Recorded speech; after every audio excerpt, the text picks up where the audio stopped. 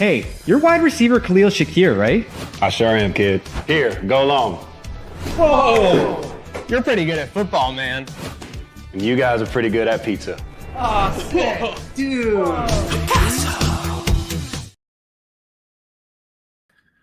What is up, everybody? Welcome to this Trainwreck Sports Podcast where we are here to pay the bills, sponsored by Picasso's Pizza. Let's bring in the group today. We are joined by special guest Ryan Talbot from Shout, a Buffalo Football Podcast, Mike Partham, and Carson Hayek. And the squad is here together for a celebratory. We're on a Victory Tuesday. I say this time it's a Victory Tuesday, guys, because Victory Monday was to celebrate the game. Today we're celebrating the AFC East. We get two in a week. That's what you got to do. You got to celebrate all the wins. The Bills clinched the AFC East in a snow globe Sunday night. And I'm excited to get into the game, all the thoughts we have, the place that we all think the Bills are in the AFC going into the stretch run, because it's going to be a really fun 5 weeks in the race for the 1 seed. And then a little bit of a preview for the game in LA this week. And maybe you'll see some Trainwreck Sports guys in LA too, which would be interesting to see. So stay locked to Trainwreck for that. But let's start with our guest here, Ryan Talbot. What did you think of the snow globe victory in Orchard Park Sunday night, which I described yesterday as what felt like that's the exact kind of game America loves. Like, that's what you lock in for, the after Thanksgiving Sunday night football. People just want to sit down, see some snow football, see the Bills and the 49ers, two classic teams go at it, and probably wanted a better game, but the Bills still made it fun in a blowout, I feel like, even for non-Bills fans watching from afar. Yeah, absolutely. It was a very encouraging game for the Bills. I know, starting out, they had some struggles with the run defense. You saw that from both teams, though, getting traction in the snow, the cleats, the issues that both teams had with that. But when you look at the whole course of the game, the way the Bills were able to play this, run the ball efficiently, more than efficiently, with James Cook, Ray Davis, Ty Johnson, Josh Allen being able to throw in the elements, which we all know he has the arm to do, but seeing him do that, throw the ball down the field to Dawson Knox and other players for big gains, whereas Brock Purdy was struggling to throw the ball through a lot of duck balls, as you call them, that could have been intercepted, one that should have been intercepted by Damar Hamlin, minus a pretty bogus penalty looking back on it.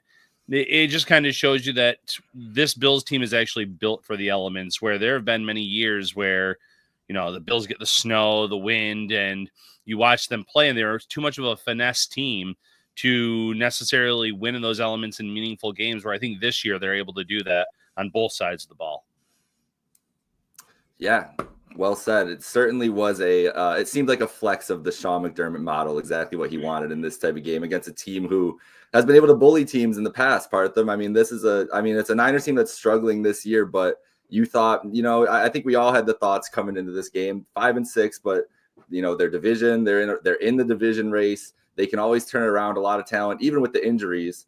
And the Bills just found a way to exploit them every time that the 49ers thought they had an answer. And the Bills dominated in every single phase of this game too.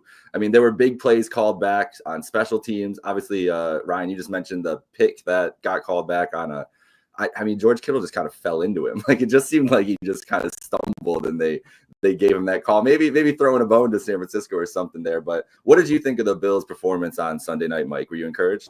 Well, now that you mentioned that oddly particular George Kittle play and call, which not only negated an interception, but was curious as to who they put the blame on for players colliding there, I'm going to make that my over-officious call. Over-officious jerk! Because he didn't just stumble into Rasul Douglas and Damar Hamlin at the same time, and they called Damar Hamlin for illegal contact. But what else are you gonna? If that's the worst thing that happened in this game, then I guess the Bills are pretty fortunate. But mentioning the weather, I'm going over my notes here. So the 49ers in the first drive, I believe Purdy missed Christian McCaffrey on a third down throw where they had to settle for a field goal. There was another drive where Kittle bobbles a screen pass and they have to end up punting. And that Purdy fumble was basically just an empty-handed throw. That's going to go up on Football Follies one day. It was pretty clear. And the 55-yard field goal that was short. How often do you see obviously it was 50-plus field goal, so it's not, a gimme by any means. But how often do you see field goals missed short these days. I mean, kickers are having a tough time as it is, and we can speak to that a little bit with Tyler Bass, who missed a field goal out of his own, but he only missed it like wide left, and it was in the snow globe. It was late in the game. Nobody really paid it any mind. The game was well in hand, but it's looked like this West Coast team was definitely affected, not just by the travel, but by the weather, by the cold, by the snow. And they literally and figuratively couldn't get a grip on this game. Now, I put this question to you guys, mentioning Christian McCaffrey, Taylor Rapp, who, shout out to Taylor Rapp, not just one, but 2 touchdown saving plays, because he makes a literal shoestring tackle on Christian McCaffrey on that second drive, which Christian gained about 18 yards. If Taylor Rapp doesn't get him by his literal shoestring, he's pretty much gone. And that's a touchdown, and it's 10 points for the 49ers at that point. And then starting the second half, forces a fumble right at the goal line. Yep. And Benford puts it back to midfield. So it's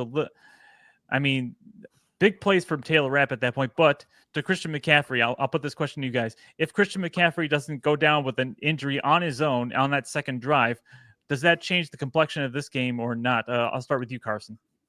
Obviously, that's going to change the complexion of the game. He's one of the best running backs in the league. He can catch the football. Obviously, he can run it. He had some really good runs in that first quarter before he got shaken up.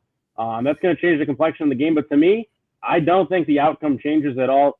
It seemed that at halftime, the 49ers were done with the weather. They wanted out. They were unable to move the ball consistently throughout the whole game. And when they did, it was the crucial mistake. Taylor Rapp with the punch out done by the goal line to Kyle Juszczyk. That was ultimately the turning point in the game. And after that, the Bills took it and they ran with it. And the run game, I think, this year has really separated them from teams past. Ever since Joe Brady's taken over, that's been a point of emphasis. So if you can, like Ryan brought it up, this team is built to win in the elements. They can win in the elements. It separates them from years past. So to me, the complexion of the game, sure, it changes. The outcome, I do not think so at all. Obviously, having a top running back go down is a brutal blow to an offense, but the defense couldn't make a stop. The special teams for San Fran struggled. The Bills' offense was just moving and cruising, doing whatever they wanted. It looked like San Fran wanted out. So I still think the Bills definitely take that one for sure. Ryan, what are your thoughts on that? Yeah, go ahead, Ryan. Yeah, I think the game would have been a little bit closer, obviously. You're probably not giving Kyle Juszczyk the carry there necessarily. He's going to make some more plays in the passing game, too, if he's healthy. But the Bills still, I think, cruised to a win in this game with the way they were moving the ball offensively, the way that they were playing both sides of the ball. Greg Rousseau with a big sack in that game. Von Miller getting some pressure, too.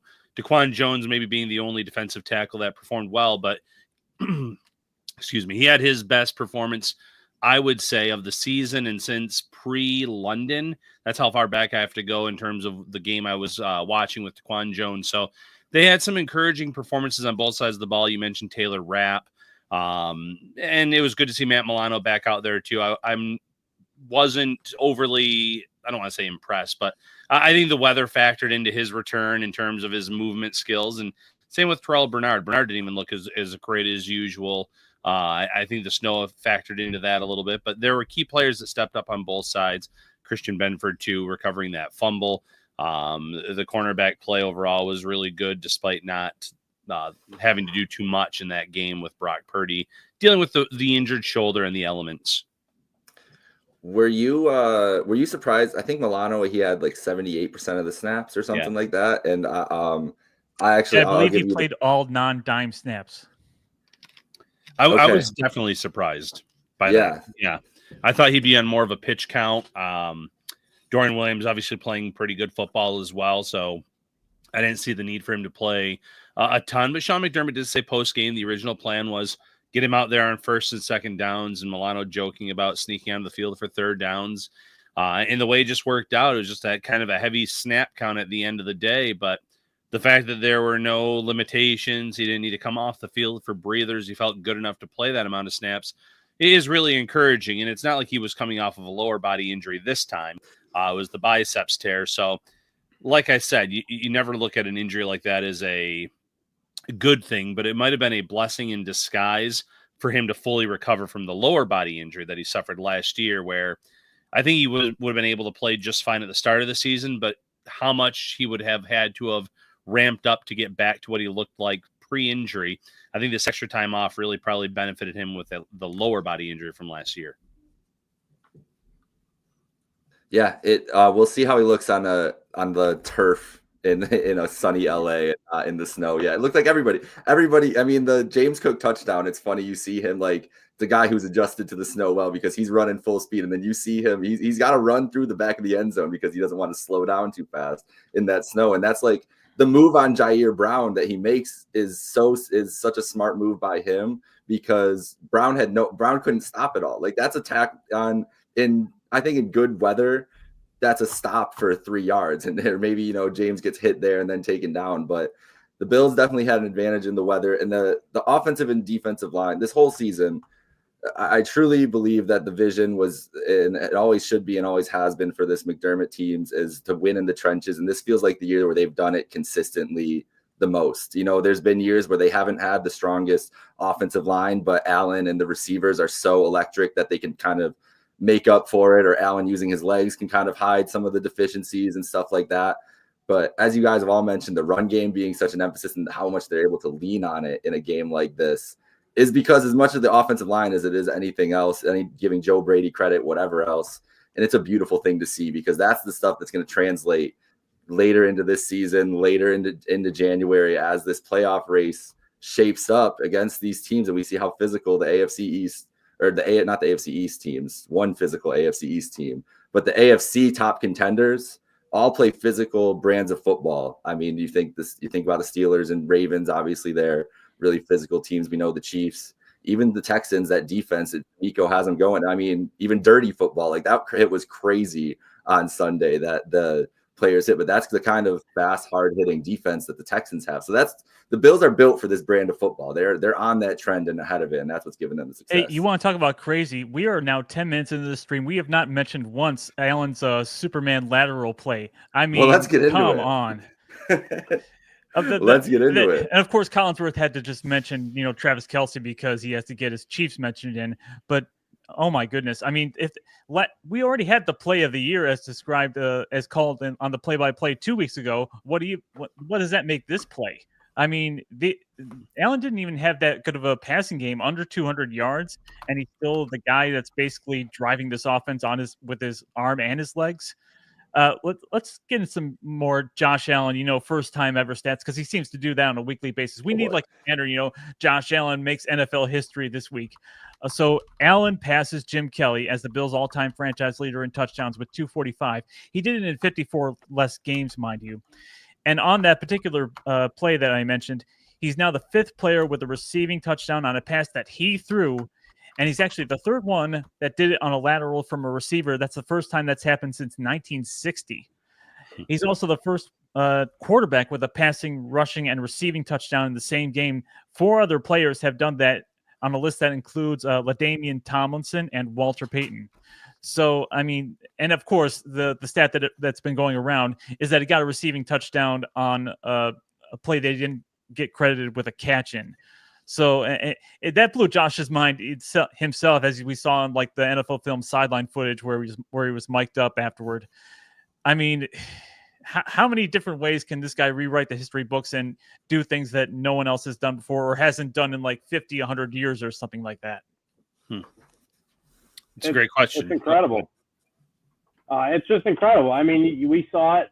You brought it up, Arthur. He did not have that great of a passing game, but guess what? You didn't need to. The snow was coming down all game, but when they asked him to pass, he was very efficient with the football. He took what the defense gave him. Khalil Shakir made a few plays and a few crossing routes. Matt Collins had a fantastic touchdown, and they even got Dawson Knox involved. So this is the textbook everybody eats, and to me, that was just another confirmation to me that Josh Allen deserves to be at the head of the MVP race. And to me right now, I think it's his to lose. Saquon Barkley's had a phenomenal effort here in the second half of the year and really all year long for him. But it's been a quarterback award for the past decade. So especially how it turned out last year with Lamar Jackson. If it's not Josh Allen this year, I don't think Josh is ever going to win it. So it's his to lose right now. Ryan, take it away. Yeah, no, I agree with that completely. He should be the front runner. He deserves to be. The play in question there, it was not a good throw at all to Amari Cooper. Credit to Cooper for even being able to haul that in. get to his body. And then obviously post game, Cooper said, well, I saw Josh Allen running up to me on the play, so I thought he wanted the ball, and I just gave it to him. So nonchalant about it with 3 guys around him. But that's going to be one of those clips that'll play if he wins the MVP award this year. It'll be that run against the Chiefs, and then some of the other big-time throws and runs he's made throughout the season. But those are just those put a stamp on your year when you're up for the biggest award in the league. It does seem like it is his award to lose at this point. And when you look at the rest of the remaining schedule, you do have a Rams team coming up we'll talk about here in a little bit. They have a good D-line, or at least 2 good young D-linemen. An offense that is not playing up to their talent level, but that's a game that the Bills can certainly go on the road and win. You still have 3 games against your division, with 2 of them being the Patriots. It's pretty mind-blowing to win your division on December 1st and not even play one of the teams in that division at that point. So that's, pretty funny in and of itself. And obviously the Lions game is the big one. And I think the Bills just head-to-head can win that game. But, man, right now the Lions are getting hit hard with a lot of injuries. So if Josh Allen can run this gauntlet, run this table the rest of the way, I don't know how he doesn't win the award. I know there are some worthy candidates, Barkley being first and foremost, because, wins do matter when it comes to the MVP race. We saw that last year with Lamar Jackson. Jackson having a better statistical season this year, but with all the losses that the Ravens have, I don't know if you can throw him into the mix. Jalen Hurts' stats are actually kind of comparable in many ways to Josh Allen's, but he's not really getting talked about either in that light. So I really do think it's Allen's award to lose. Not bad for a guy that was overrated, or voted the most overrated at the beginning of this season. And speaking of receipts, they've been coming out in droves, haven't they, Jake, after this particular AFC's championship?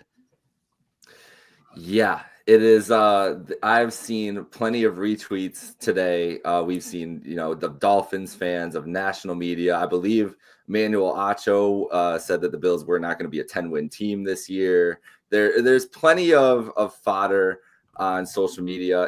We deserve to take a victory lap here. We really do. Like, guys, this is crazy. Like, this was teams. The USA Today had them 10-7, and not disrespectful, but had them, I think, 7th in the AFC.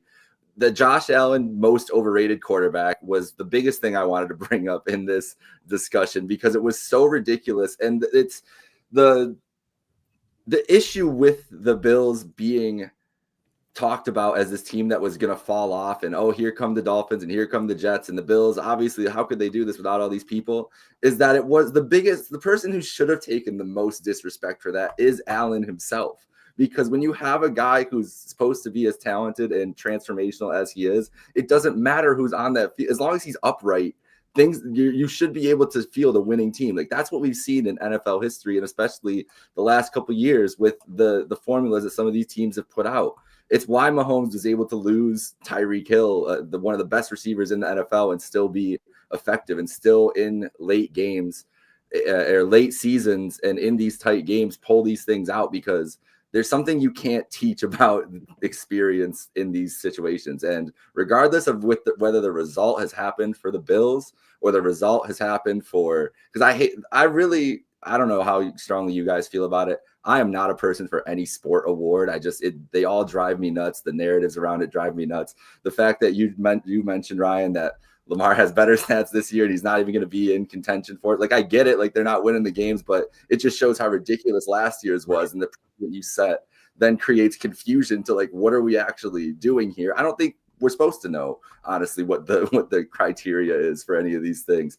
But it's like Allen doesn't have, you see on a Twitter argument, Allen's no all pro first teams, no MVPs, no Super Bowl, blah, blah, no, haven't beat the Chiefs, all these things. It's like, yeah, nobody else has done these things either. But just stack up where they have been in this league. Why is this team going to fall off all of a sudden when he's 28 years old in his prime? I'd say 28 years young as a 28-year-old myself. But he's learned, like, that's the thing about Allen this year is it finally feels like we have the veteran quarterback, like the wily veteran. And you can see kind of, I think the most interesting thing for me is because we know that the evolution of Allen, he's not going to be able to run like he can later years. He's not going to want to. And I think that started to show this year. He's still willing to, but he's taking less hits and not trying to do as much with his legs. But now that other side of the game is starting to come to him where he is controlling everything. And that's the most impressive. He was in control of that game. He doesn't need the stats. You could tell that if he needed to do something, it was going to happen. And I mean, I guess the Cooper play is the exact definition of that. They needed a play there. Not that they necessarily needed it, but let's put a stamp in there. And Ryan, you mentioned it, going back to this play, because it is amazing. And I couldn't even tell in the stadium that it was Allen at first. So I was just like, oh my gosh, this is like, I thought it was like a hook and ladder design to Dawson Knox. Like I thought it was like, damn, Joe Brady's just in his bag. So the fact that Allen was just over there looking for it is crazy. But the catch by Cooper was amazing. Like the one-handed, like outstretched to pull it in, even to have it. But the chemistry between those two is just, it's been awesome to see. And it's so soon into this. It just makes me think with this wide receiver core now and how excited we are about the future of them, the young guys, adding Cooper to it with Allen now and down the stretch in these big games. I don't see how he does lose it. And he is minus 225, the large favorite right now for the NFL MVP. Saquon is second. He's plus 350. And then Lamar's like 9-1. So it's really Saquon and Allen, maybe what team has the better record or which team beats the Lions. I don't know if I don't think the Eagles play the Lions down the stretch, but it's going to be an interesting race down the way. Mike, you have any other thoughts on Allen's play? The run was great too. I mean, the picture of him outrunning Fred Warner is just great when you think about, like, I have the utmost respect for Fred Warner. That's a poster right there. Like, kids should be getting that picture and just him staring at Fred Warner. I know the dive for the end zone, good one, but man, a lot of memorable moments in this game. Yeah.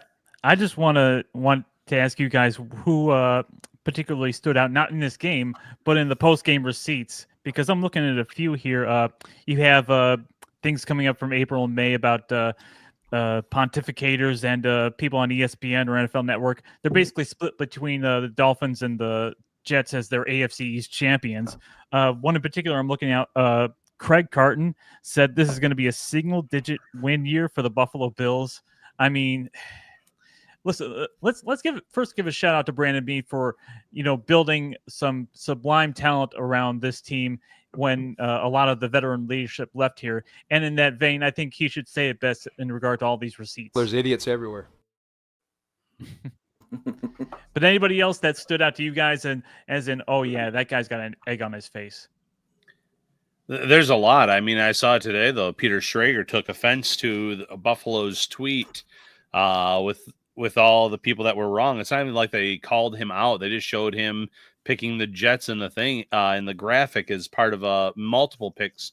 And, he put something out there. He deleted it pretty quickly too. But, as they say, the receipts are forever on the internet. A lot of people took screenshots and were getting shared all over the internet at that time. But, people get things wrong all the time in this sport. Why they were going against the Bills, though, with the way that the Dolphins have collapsed the last few years down the stretch, I get the talent on the Jets roster, but you need more than talent to win in this league. And Aaron Rodgers is a few years removed from playing great football. So there are question marks about both of those teams. It certainly did feel like way too many media members were sleeping on the Bills. I partly that's a great question because there's two people that stick out to me, and I know this one person we've never wanted to bring up again until it came to playoffs possibly. I think we know who it is. It's Stephon Diggs with his tweet regarding Josh Allen and how he necessarily needed Stephon. Obviously, that is a load of garbage this year. Josh is at the front runner of the MVP. And the second one that's one under the radar is Deshaun Elliott, the safety for the Steelers, is comment about how Josh is still a turnover machine. Yet the guy, I think, has 6 or 7 total turnovers all year. And meanwhile, your quarterback, Russell Wilson, has almost just as many, and he's played in not even half the games. So to me, those two stick out. I mean, the guy is still getting doubted. He's been in the league for, I'm talking about Josh here. He's been in the league for, 7 years now. The last 5, he's been excellent. He's played at the highest level. And the guy is still getting doubted on. For him to come out and have the season that he had, that is the biggest victory lap, got to be for him. As far as his fan base too goes, it's phenomenal to think this is a retooling year, and all of a sudden this is the best record that we've had under the McDermott era and since the 90s. So it's been a great start. I'm just so grateful right now because as far as it goes in my life, I've never seen something like these past 5 years because I was growing up to Ryan Fitzpatrick, Tyrod Taylor, JT Lossman. So I'm loving this right now. This is a huge victory lap for me, and it's been a less stressful year than years past. So I'm loving this. And what's best? Josh Allen, he's a very, he's the golden retriever of the Bills, as people say, and was also voted the biggest trash talker alongside the most overrated in that same poll, and he was playing that up at the beginning of the season. But he's also, when he needs to be off the field, when he's in front of the microphone, he's a rather humble guy. He'll downplay all that. So in regards to all this doubting and people picking against the Bills and whatever else predictions are, he would be very simple, and he just look at it and just say, okay. And he'd probably in his mind do the Michael Jordan thing and say, you know what, I'm going to take that personally. I think that's the secret to Josh Allen, is he is kind of like a psycho like that, but just doesn't show it. But just the uber competitive guy. Like, you hear the little stories about it. The Catan stories are really the ones that got me going on this, just to hear how crazy he is. But listen, I don't know if you guys have ever played that game. I've played it a handful of times recently. I see how it can get intense. But Josh seems like a guy where he's just actually like Mamba mentality at all times, and that's where the trash talk comes in. That's where people getting this spiteful, calling him the most overrated, come in, because it's terrible playing against that guy, but it's really fun to cheer for him. And as you said, Carson, I've never experienced anything like this, so I'm very grateful for it. Got to take in that one. I was at the stadium my first game in a couple years, actually, and so exciting one to be at in the snow globe. But to see Allen just like, it was like a party the whole time. Like, the Bills just took like game over. And even it started slow a little bit, and McCaffrey did look good for those first couple drives, but it felt inevitable that the Bills were just that's been the whole year. They're going to grind you out. They're going to outlast you. At some point, this team's going to tap out against the Bills and make it, at least on this last stretch since they've added Amari Cooper, because they're a different team since then. Another 30-point performance for the offense. I mean, it's just like one of the most, just a ruthless, efficient machine now. 30 points without two of their offensive weapons again. Yep, no Kincaid, no Coleman. It could have been more. Codrington gets the return called back. I don't know what was the call. I don't remember what the call on that was, or if I think it was a call. I want to say hold on Cole Bishop. Yeah, it was a holding on Cole Bishop. Yes. Okay, and they allowed a couple of 40-plus returns from Jawan Jennings and Deebo Samuel. Basically, special teams was the only small weakness on the Bills game this week. One of the biggest cheers of the night, though, was Tyler Bass putting the shoulder into Deebo Samuel on that return. Yeah. So I think it was worth it. That was a great play by Bass there. Before we move on, I want to just shout out a couple of guys like Bruce Nolan and Brother Bill, because they were definitely on their receipt game this week. So if you want to, smile at all the people that have egg on their face from April and May and whenever, you just check out their timelines. Bill's Cold Take is also good for that. But just to put a wrap on this week, if I may, Jake, yes, and us wrestling fans in this live stream will appreciate this. Deion Dawkins had a nice little video just to put a cherry on top as to what the Bills are right now. On the five-time AFC East the champion. Now can you dig that? Well said, Deion. All right, that is a great victory Tuesday, guys. What a celebration there. We've got a game this Sunday, though. America's game of the week. More Tom Brady for these Buffalo Bills this season. I'm sure Bills fans are super excited about that one. The Bills traveling to SoFi, taking on the Los Angeles Rams, another desperate NFC West team. That's the theme of the next couple weeks. This team 6-6, had some injuries early on in the season, obviously, to their receiving core. Cooper Kupp, Puka Nacua, were both injured earlier in the season. They went on a little slide. They're up there, though. They're a game back of the Seahawks, tied with the Cardinals. They're technically in third place. Their point differential is a bad team. They're negative 36 point differential. So they're not a great 6-6 team. And Stafford is not the same quarterback he was. And I honestly think, we're talking about weapons like Kupp and Nacua, who would usually scare you as a team. But I think, we're talking about the Buffalo Bills secondary at this point, at least the cornerbacks. You put Christian Benford, Rasul Douglas, and Taron Johnson up against any receiving core in the league. This is specifically a Christian Benford take, but I mean, Johnson's obviously incredible and Douglas is very good too. I'm so confident in the way that they'll be able to play those guys and cover them. And I think Kyron Williams would be the scariest thing. We've seen teams be able to run on the Bills a little bit, but it also hasn't mattered if teams have run on the Bills a little bit this year. So I'm not too worried about this game. Before the season, I was a little worried, but watching the Rams this year, the teams that they've struggled with, like going to New England and struggling in that, I think the Bills will bully them. I'll give my prediction first. We'll go to Mike and go around the horn. I think the Bills put up 30 again, 31-16 win in Los Angeles. The 6-6 record is a little bit deceiving because as I look at the overall schedule, they start out 1-4, and then they've gone 5-2 in their last 7 games. Now, as you mentioned, Jake, they've beaten up on who? New England by about 6 points. New Orleans, they just came off a victory out of. They have beaten Minnesota, who's not too bad. They're formidable. Yeah, that's their best game for sure. They beat Seattle in overtime. And they beat the Raiders as well, but they also lost to Miami, and they lost to Philadelphia, who is on a tear right now, so losing to them isn't too much of a surprise. As I look at their overall team stats, they're pretty middle of the road, offensively, defensively. I think, what was their weakness? Maybe it was the run defense or something like that, maybe bottom 5 in the league. Yeah, bottom 5, I see that. So, I mean...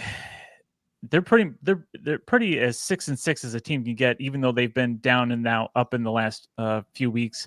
I despite their receiver talent, I think we have a secondary and a defense that knows how to adjust after the first scripted drives, the first couple of drives here. I'm just going to say that it's going to be another 30-point game for the Bills. Let's say 33-17. Nice. Yeah, when I look at this matchup, I think you nailed it, Jake, right off the bat. Matthew Stafford is looking his age finally, and this is a quarterback who every year gets dinged up or banged up, but he still finds ways to kind of play at a high level. This year, I haven't necessarily seen that out of him. I know the wide receiver injuries throughout the year with Kupp and Nakua have taken their toll. But with the cornerback play that was already mentioned here, the fact that you have Terrell Bernard and Matt Milano in the middle of the field on a lot of those throws that'll probably go to those guys, I could see there being some turnovers in Buffalo's favor.